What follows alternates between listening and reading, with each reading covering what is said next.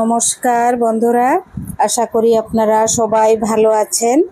আজ আমি বানাবো মিষ্টি কুমড়ার ফুলের বড়া রেসিপি।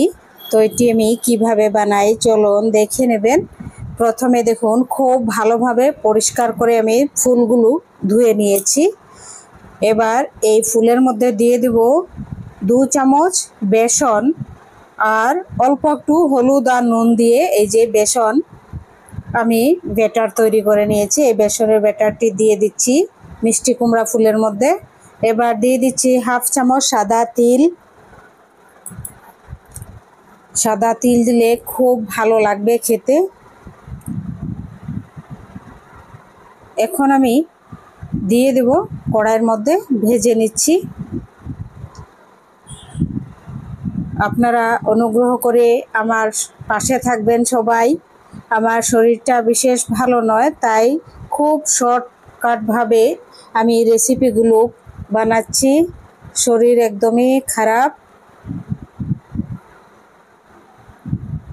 সবার যদি রেসিপিটি ভালো লেগে থাকে আপনাদের, চ্যানেলটি সাবস্ক্রাইব করবেন, লাইক করবেন, শেয়ার করবেন, কমেন্ট করে জানাবেন মিষ্টি কুমড়ার বড়াগুলো কেমন হয়েছে। এরকমভাবে বানিয়ে খেয়ে দেখবেন, অসাধারণ লাগবে, একদম মুচমুচে। গরম ভাত আর ডাল দিয়ে খেয়ে দেখবেন, খুব ভালো লাগবে। আমার খুবই খারাপ লাগছে যে আমি আর অন্য রেসিপি শেয়ার করতে পারছি না আপনাদের জন্যে।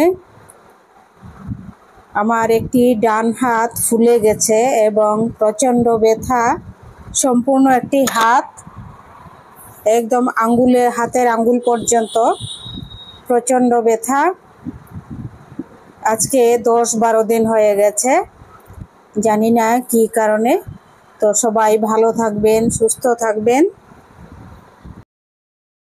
এরকমভাবে বড়া বানিয়ে খেয়ে দেখবেন।